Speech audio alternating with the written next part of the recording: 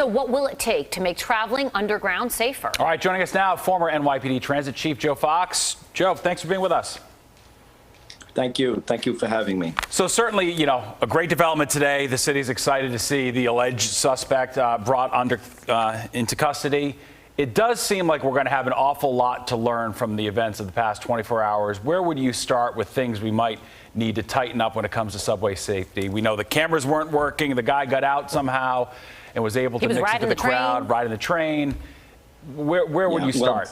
Any time there's an event, if you're a true professional, especially in public safety, there's always something to learn, no matter how successful it was or whatever errors you're aware of. Obviously, we'd be looking at these cameras. I have heard that they were only out a couple of days, and there was a ticket in, and they were waiting for a part. So maybe it's time to consider doubling up the cameras on these platforms. It's expensive, but that's the balance, and that's the price we pay for safety.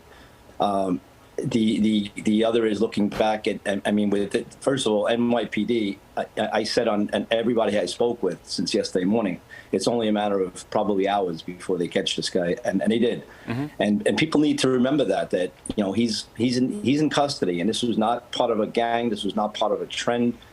This is over, and the best way to make these subways safe is what Chief Wilcox and the NYPD Commissioner Sewell is doing now.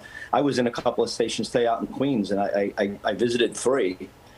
And 2 to 3 I visited had police officers from precincts standing right at the entrance going down doing regular visits. So that's what the NYPD does. They make adjustments when they have to. And I know I was chatting with commanding officers yesterday. They were up working till the middle of the night and then some, laying out these deployment plans.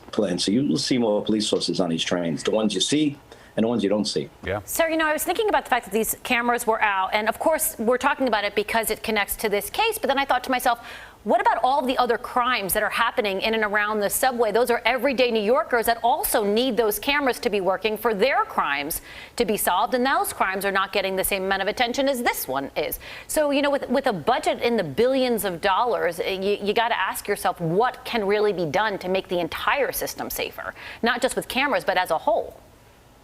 Yeah, and good point. And with events like these, it really just shines a light on safety.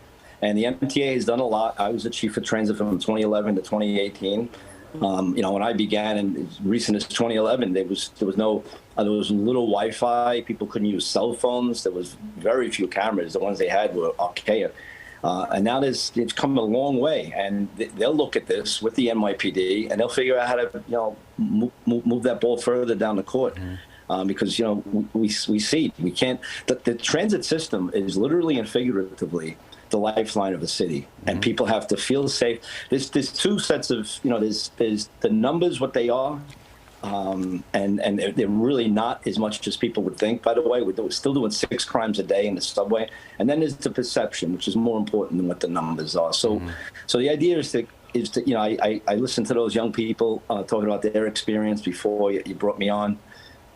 People concerned, that I understand it. We really feel for the people down there. On subways, you feel vulnerable. If you're walking in the street and you see something you don't like, you could turn the corner. You could run away. Subway, you're confined, like those people were yesterday.